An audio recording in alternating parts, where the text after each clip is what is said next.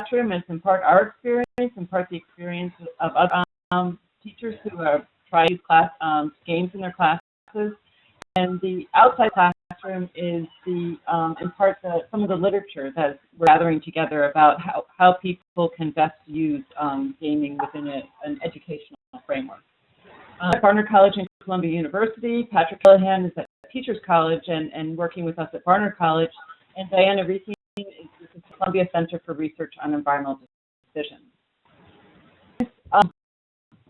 This is funded in part through the National Science Foundation. We have one of these climate change education partnership grants for implementation. Our area is polar, and we're talking about both learning and responding. Our partnership is quite broad, including people at Teachers College. Joey Lee, he can't be here today, but I'll be showing some of his slides.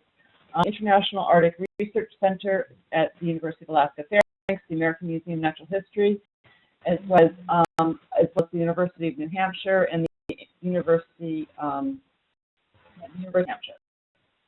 So it's running from 2012 to 2017, and we gave an earlier version or the sort of one version of this back in May. So many of you who are new and have seen that, you might want to go back and take a look at that webinar because we have additional information in terms of survey responses and things like that.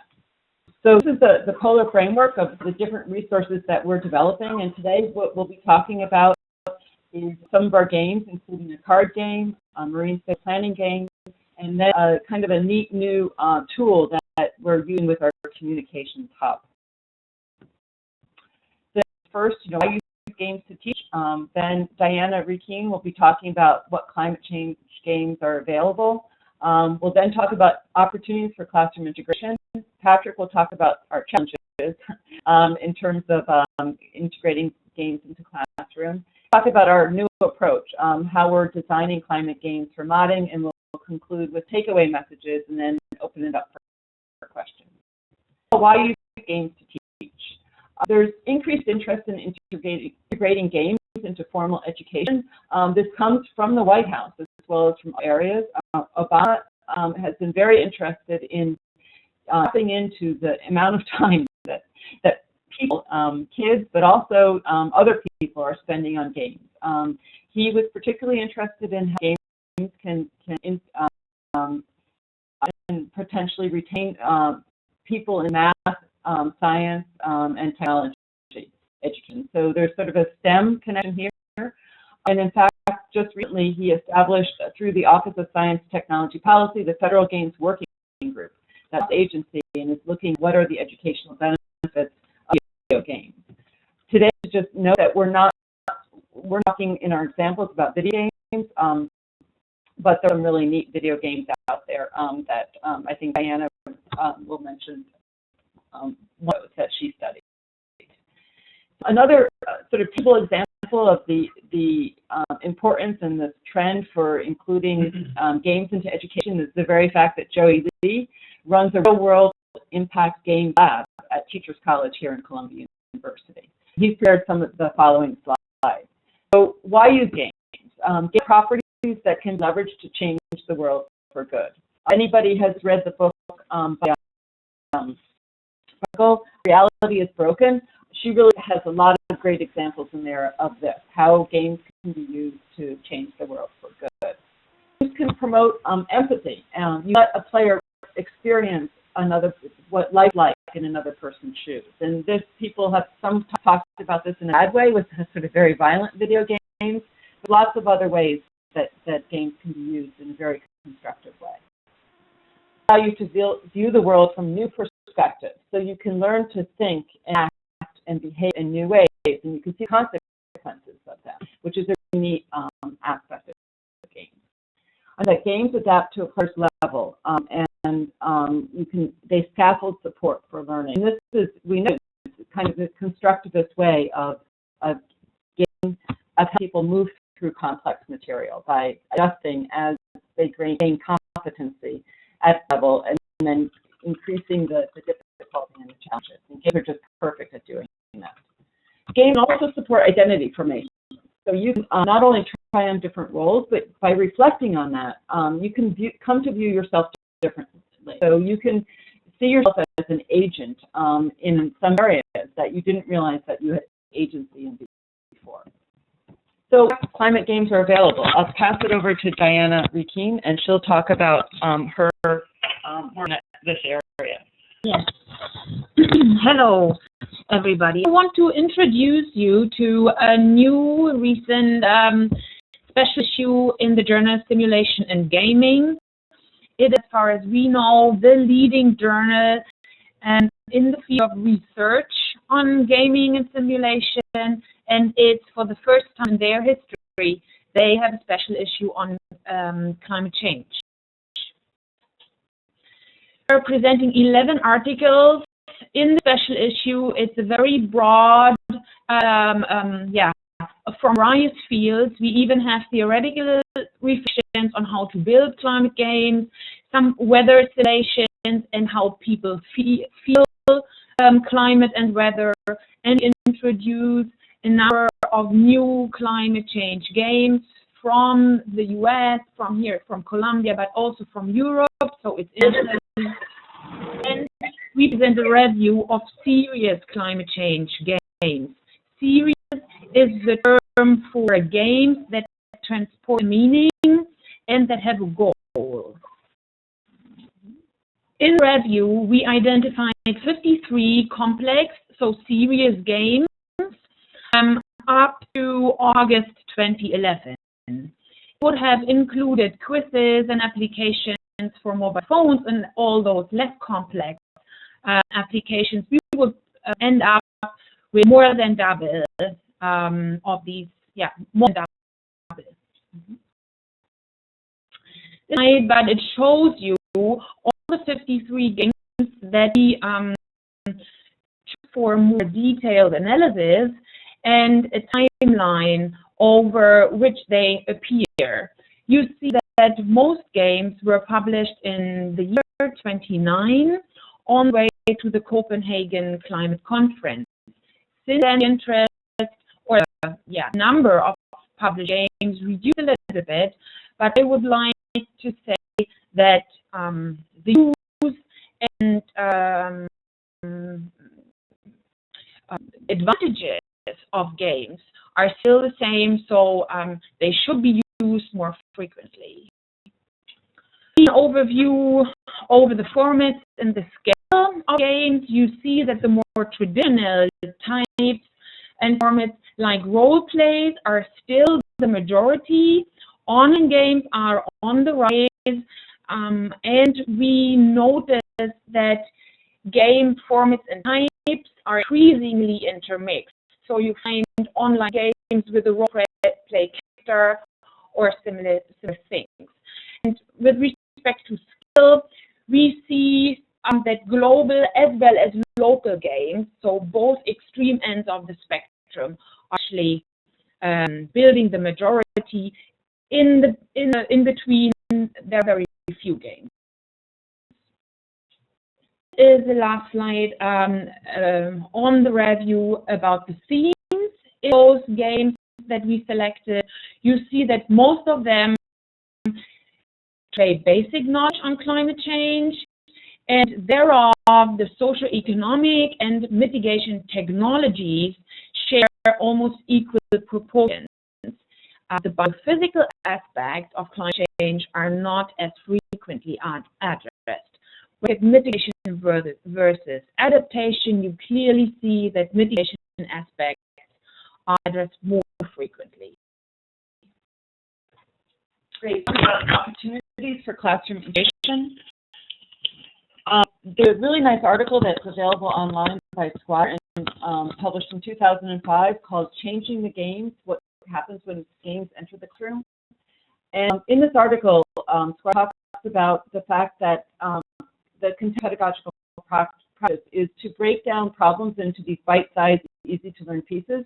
And what they are seeing is that people have talked about this can create a sense of learning helplessness, where students expect to have all the necessary information laid out in front of them. Contrast, he talks about games, on the other hand, that present players with complex, holistic problems, and make analogy that this is more similar in many ways to the experience that you actually have in the workplace.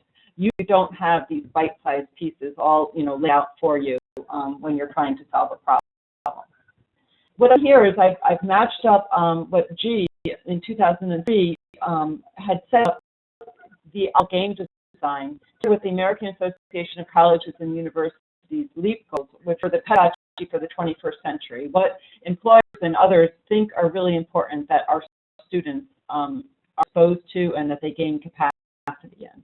So in terms of intellectual and practical skills, the LEAP goals are on the left, and G, principles of game design, are on the right. And you can see that in almost every case, the good games, the games that are designed well, actually address each of these issues.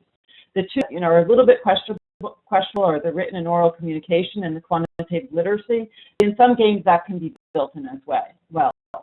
I think the really options for games that we talked about earlier was how you can provide levels, so you can build up to progressively more complex problems. And another thing is that you get feedback immediately. So you get to see, you try an action, you often fail, and then finally you succeed. So you're really having a sense of where you are in terms of the game, the problem, solving the problem. Look at the integrative and applied learning goals. These have to do with synthesis across both general and specialized studies, and then demonstrated application of knowledge, skills, and responsibilities to both new settings and complex problems. So the systems thinking is something that games can be very good at. They can really teach you, to address the problem from a holistic perspective. And what's really, and we'll come back to this later on, is the new customization, what people are calling modding, where you can change a game to suit different learning goals, different playing styles, and it turns the players into producers, not just consumers. That LEAP had talked about as being important was personal and social responsibility, civic and engagement, intercultural knowledge, ethical reasoning and action, and that you have laid the foundations and skills for lifelong learning. Situated learning, learning in context. Of course, the games have their own context. It's not the same. We'll come back to the challenges in a minute. So we're not saying that they're perfect. And really, games are not going to be an exact replica of certain situations, but they can allow you to learn about a new context in what feels like a very personal way. And that's with the identity. You have a commitment to a new identity, and you have agency. So you want to having ownership over what you're doing.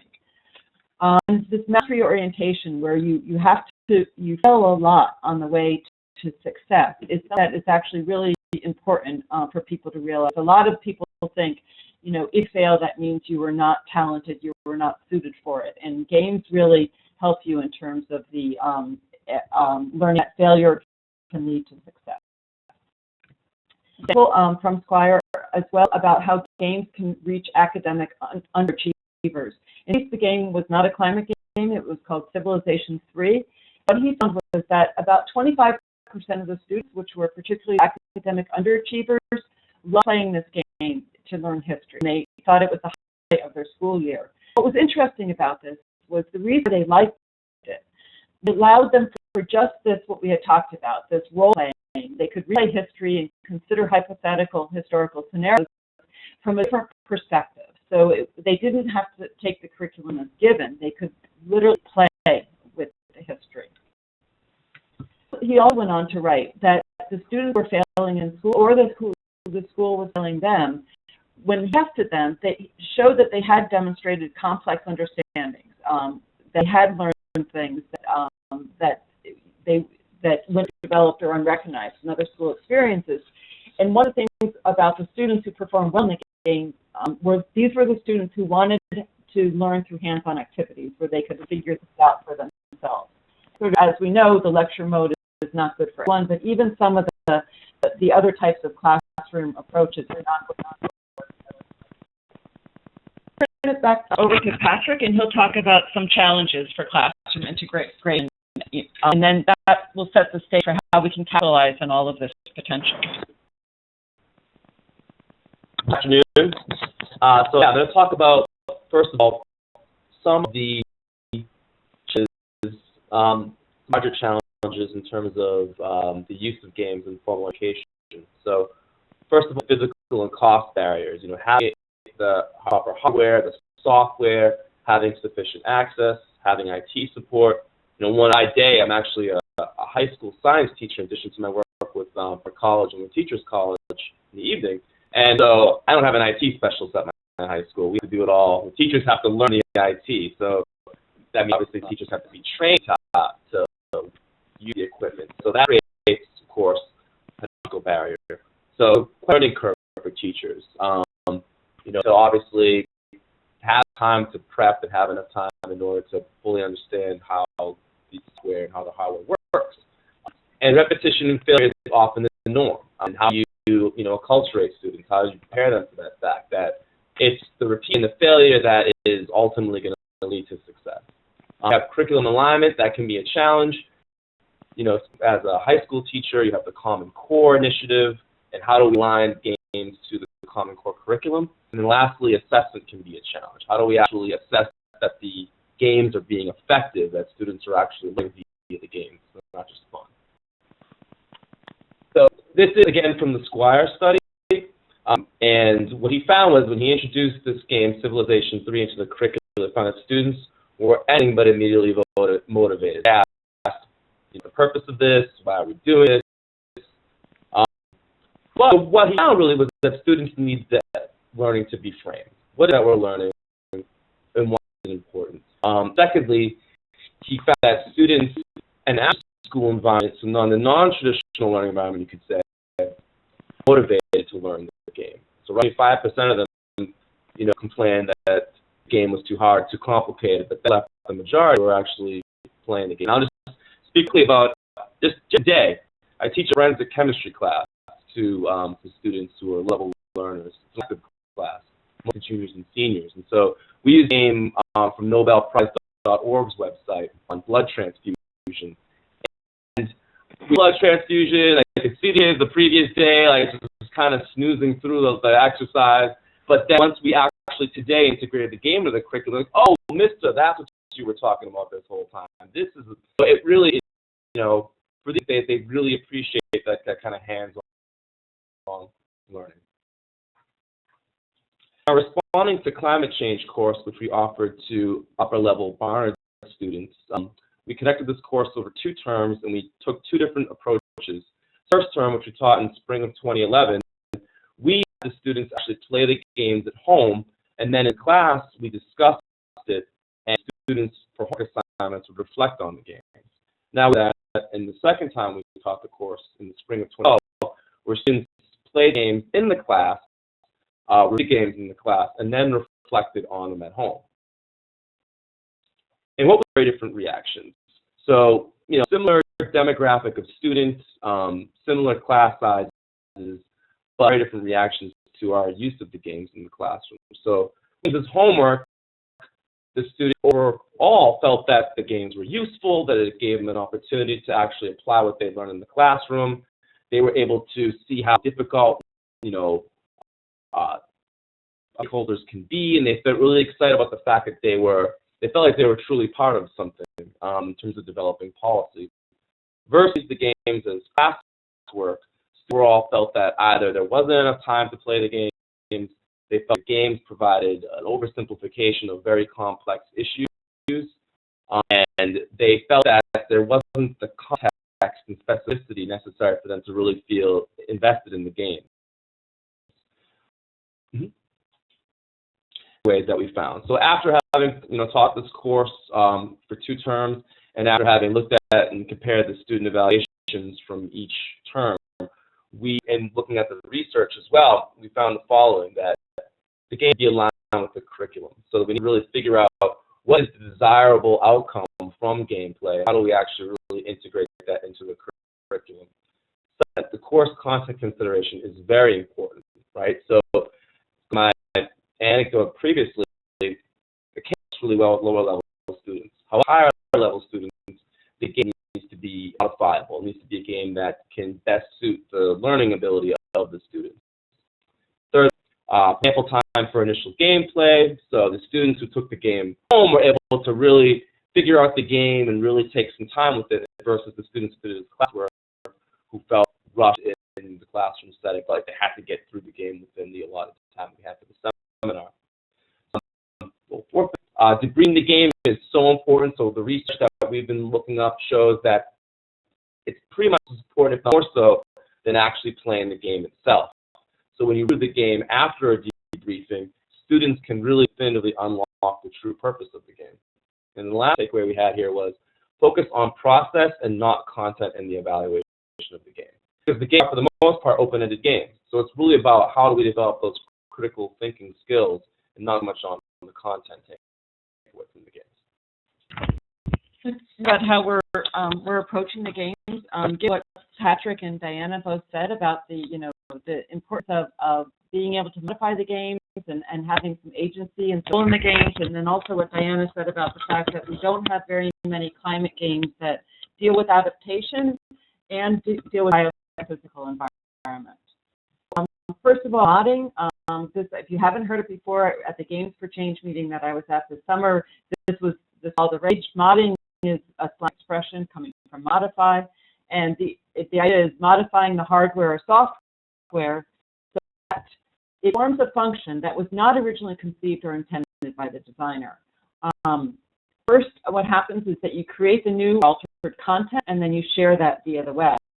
And when looking at these different works and the actions, I was struck by the connection with Bloom's taxonomy. This is a modified version of it, I should note.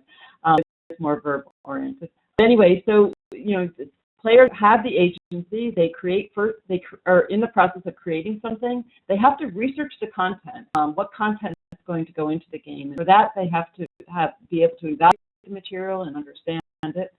Applying it as the quote was not originally conceived or intended. So this is to a new setting. They're actually producing the game, so that's a performance aspect. They're playing the game, and so that's sharing. And this is all within a fun setting, so there's the affective aspect, and hopefully this will lead to better remembering. So I'll just talk about two games right now. So one we're calling actually Arctic Challenge rather than Crisis. This is a simulation-based collectible card game that teaches people about changes in the Arctic environment. The way it works is that the players learn predatory-prey relationships by building food webs. Then they have to respond to different events through proactive and reactive responses, including oil spills and melting ice. So I'm planning on setting up this game so that it's very easy. So you have the canned version, the lower level version, as Patrick was describing, but then also you have the option to be able to modify it. So how do students develop a game for another region? For example, the species. What are the species? What are the trophic levels? What are the correct images that go with that?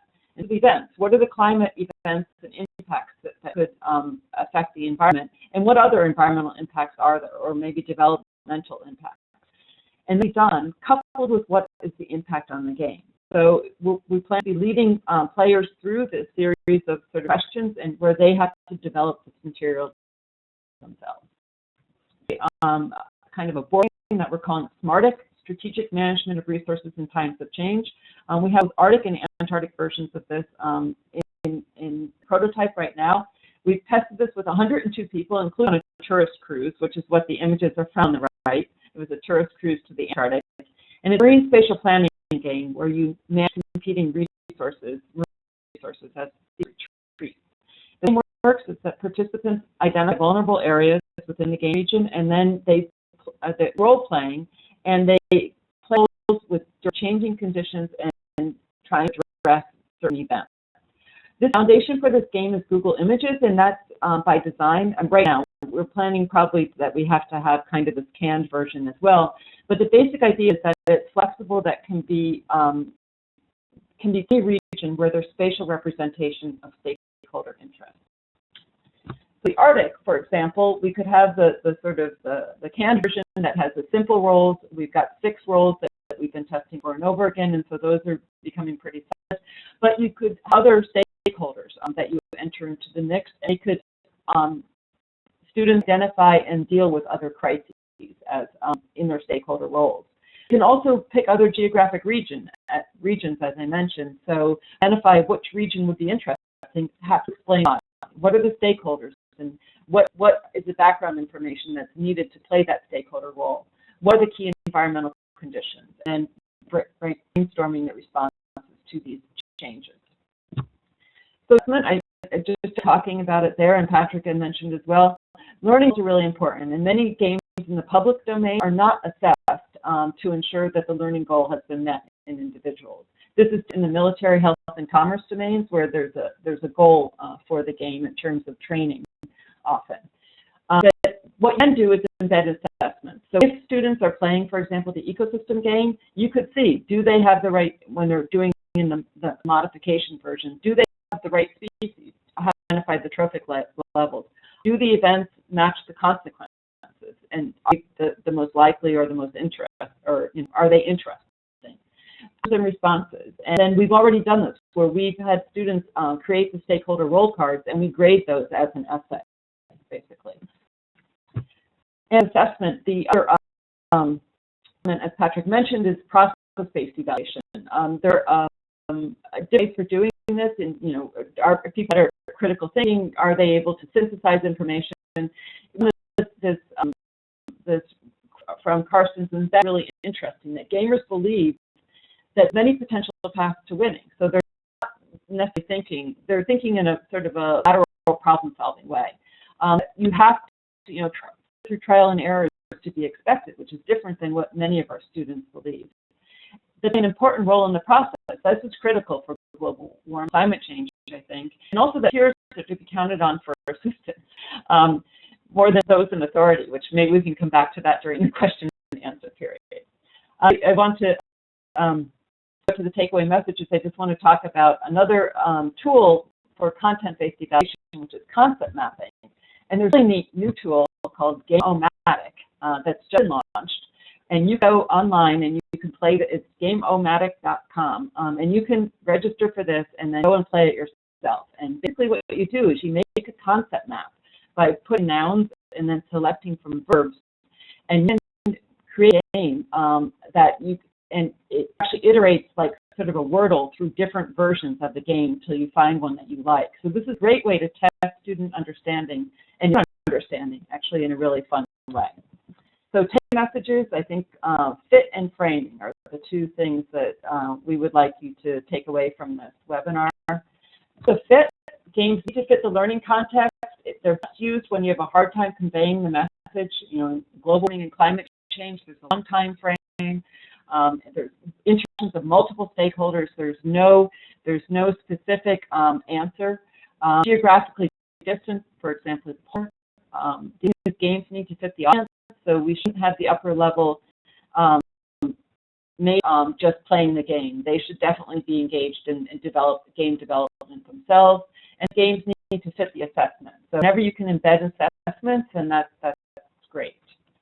So framing, call the games activity, exercise, or simulation. Sometimes if students hear game, then they trivialize the experience. But if you say you're doing a simulation or an exercise, this is what that actually is often done in the military and other places, and that lends a more of a kind of an academic framing to it.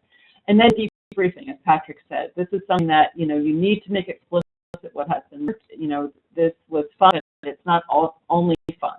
So in the first game and debriefing, the thing is that the trainee learns, but when you game and debriefing, the trainee consolidates and realizes what he or she has learned. Thank you. Over now, and we'll check the monitor. So I'll starting. Okay. Good.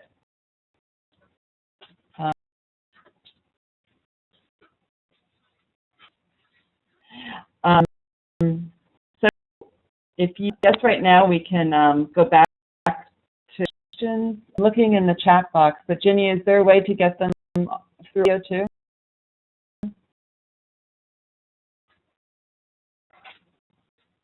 Yes, I would like to ask a question. If you will raise your hand, if you raise your hand, I can take you off mute, or you type it in the chat box. one question in the chat box that asks, what are the advantages and disadvantages of individual versus team games? So the individual games, just when you're talking about integrating them into the classroom, have the advantage that you can do them for homework alone, on our own. If you want to do a team game, you can assign them to get together in a working group outside of the classroom, but we know that with student schedules, that's a difficult thing to do.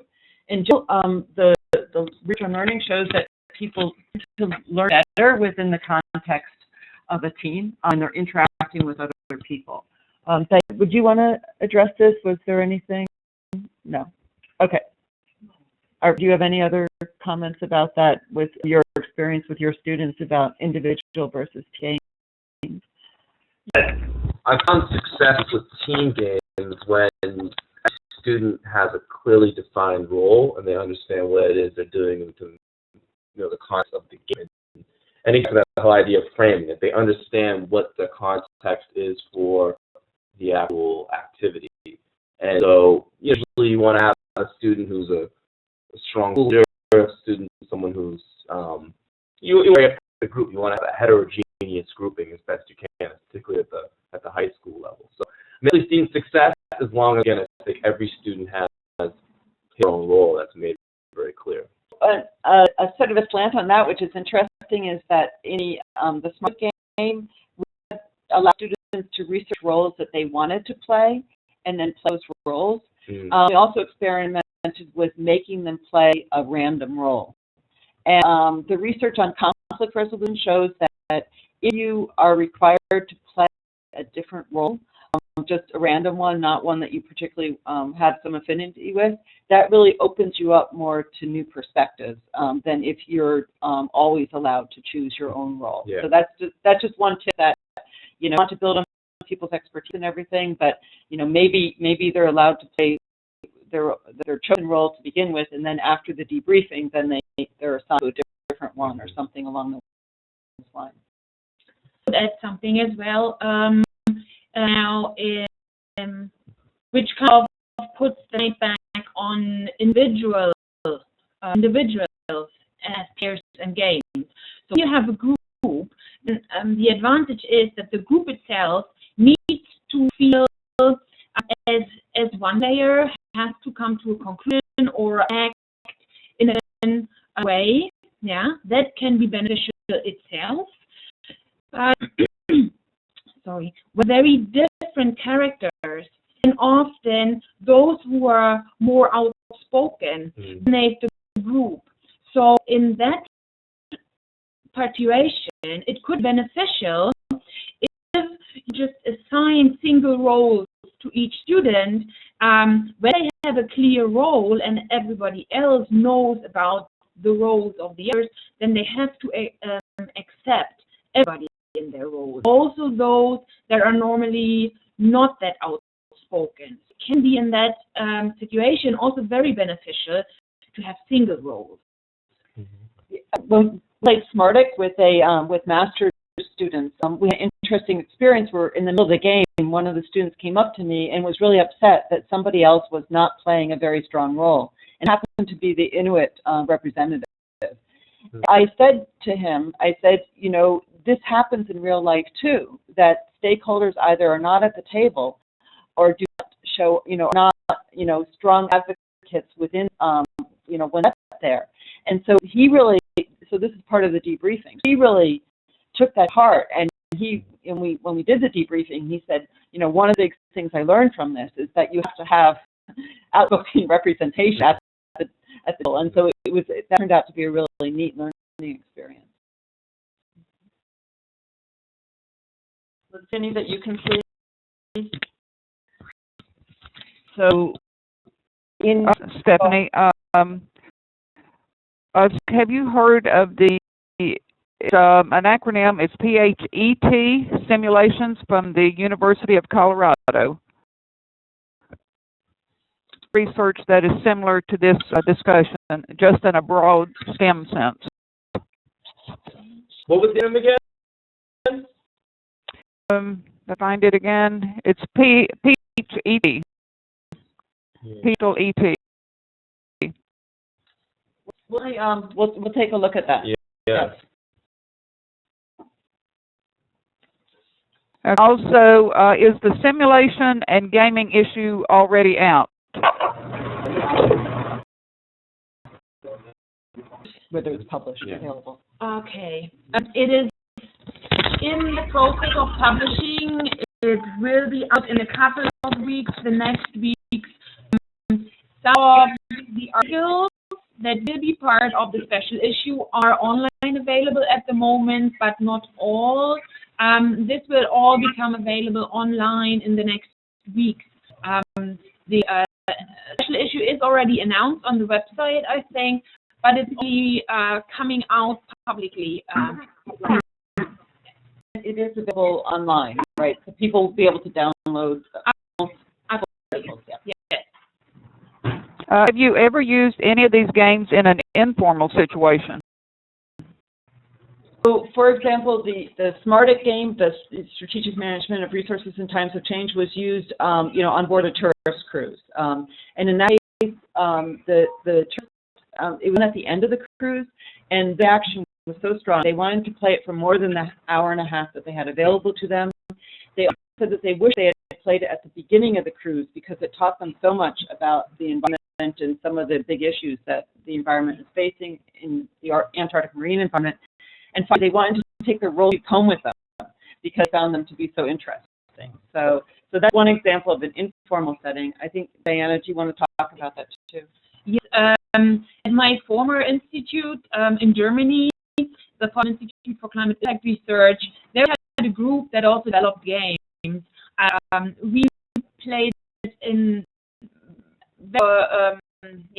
circumstances and at school, but also at home.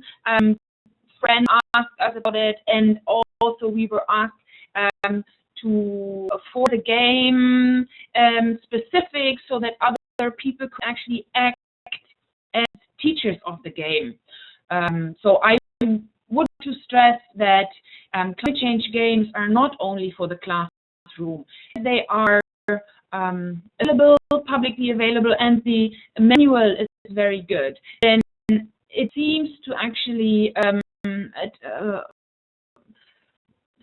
affect other people in a way that they also play it with their friends. We had it that younger kids played it with their friends then and took it to school themselves. Yeah, we experienced with one game that Jody has an article on in the special that Diana was talking about, and what he found was that the people who played the game really wanted other people to engage in playing it. They wanted to teach them about the subject through the game. So that was really interesting. That was one of their first reactions, is I have to show this to somebody else. So I teach them about it. So, Question? You're off mute. You may go ahead if you'd like.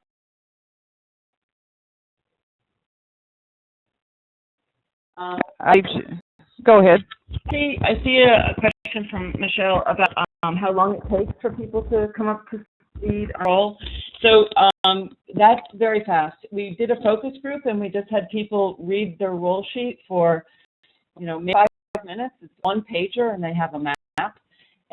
It was amazing. They played their roles so well. These were just adults that we, got through an advertisement, and they were really into them. And so that in the level of the discussion was just amazing. I mean, of course, they decided to become part of this focus group. They didn't know what it was about, but they were able to really get into the role and to be able to play based on relatively limited information, because the other resources, as Patrick said, people have different capacity, and they kind of able to bring in information from other roles that they had played. So another is information being shared by the accuracy of the information being shared by different roles. So that's an interesting question. In the focus group, people are surprised at the level of discourse, at how good it was. But we are going to be, so far we've been in the sort of trial and error phase with this, where we've been trying different things, demonstrating it, and I think that go to broader scale testing with more diverse audiences. We encounter that issue. So that's a really Yeah, quickly. Actually, I played the Smart Stick game with an environmental research class, so juniors and seniors in high school, and that was like I had to run around from group to group to group because I felt like that was my job as just a fact checker. Because some of the groups were, I mean, they'd done prep, they'd read articles, they'd done research. That had been done before actual gameplay to familiarize themselves with all the different stakeholders. There are science-specific stakeholders. They familiarize themselves specifically with those particular stakeholders, and it was a homework assignment. Still found that students were just statements. So that became really the whole debriefing session after the game was, okay, I had fact checkers actually also within each group, and so we talked about some of the inaccuracies and how that affected the way the game was played. There's a question about how the U.S. government can either use games or better encourage the use of games, and I think some of the examples, I mean, I was at the information is online. If you go to the Games for Change website, I think it was in June in New York City, there were speakers on the Federal Games Working Group, and they were talking about what they're doing, and I'm really impressed with how people are thinking of using games, and they have used them, in the military setting, in the health setting. Gamers Change themselves, has some mini games that they've developed as well, and I think the more examples that people have about what their experience is with the game. So actually, and if you go back to our webinar from May, we talked, and I talked specifically then, we tried CEO2 and some of the other games that Diana has analyzed, and we talked about, what our response was to that. So in terms of climate specifically, maybe on the CAMEL website, what we can do is, in addition to posting the game, we can have a little bit more of our own reflection attached to it. Maybe that would be something that would help. Are there other questions? Let's see. Anecdotes or tips for online games. What kind of tips? So we can get a little bit more specific about what that question is. In terms of play or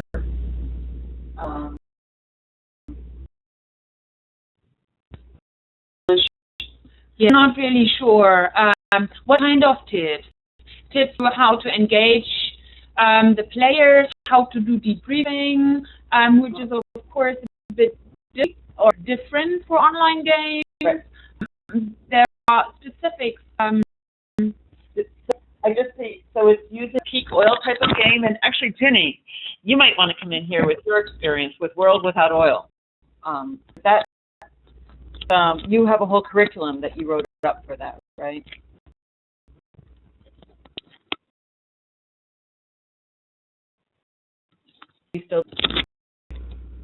Maybe she's not there anymore. But yes, I'm okay. On mute. Okay, sorry. It's an absolutely great curriculum that goes along with World Oil. The game is posted, but there is also a site that goes along with it, and the students can blog, and it's an absolutely fantastic setup on the CAMEL site. Right.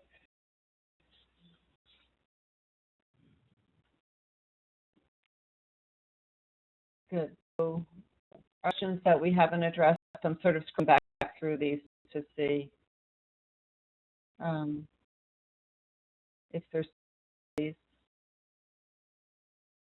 And it comes up here from somebody is, do students compete against one another to win a game, or is the effort more towards a pure learning goal? So some cases, it was interesting because we started out the ecosystem card game, that it was more an exercise or simulation, and we've been working now to translate into a win game, and where you collect points. And the interesting thing for this one, we're still demonstrating, the testing phases of it, but what people are seeing is that they get is that you need to score them with a point. So can wind with a game where they don't have any ice left, but they have a lot of biota that is now dependent on the marine ecosystem rather than the ice, the sympagic ecosystem. So what we'll do is think about how to structure the points that those students with a lot of species over would necessarily, win. That they'd have to reflect on why this wasn't a good thing. That had a lot of marine-based species rather than just the ice ones, and they lost the ice ones. So between marine and ice, that immediately jumped out at me when I was playing the game. But through points, you can actually sort of steer people to understand that better. Okay. So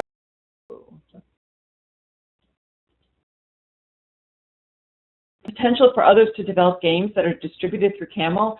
I'm really curious for you guys to test out this game. Just view the little tutorial and see what you think. This was developed and it was sort of launched at in testing mode at the Games for Change meeting. The person who has developed it, he actually used it was in New York City, so of course it was the Bloomberg and the big sodas and the city. And within seconds, basically, he had put in Bloomberg and he had picked the verbs, and he had this little Bloomberg that was running around trying to get rid of all the sodas so that the obesity would shrink, would get smaller. And it was great, it was really fun to play, and, play this one over and over again, but it just demonstrated the learning. So I think that what we want to do through our communications hub is when some news comes out, is develop this little, gamelet, basically, where we use this concept mapping tool to help people understand, when temperatures warm, the ice melts, and that means the sea level, rises, to that effect, and then what some of the implications are. So I think people within CAMEL, if they want to try these little, map-based games, could have some fun with it, and then that would be a nice resource to share through CAMEL if we could. That's the last one that I see in the chat box. Also in my chat box, but one that we will send out a follow-up survey through the CAMEL Evaluator. It's a very short survey, but if you would please take that, let us know on the webinar, the quality of the webinar, but also what future webinars you would like for us to hold. We'd appreciate any of your input. Yes, very much to everybody. You can get in touch if you've got some follow-up questions. Posted on the CAMEL site within 1 or 2 days. Okay. Thanks, everybody. Thank you.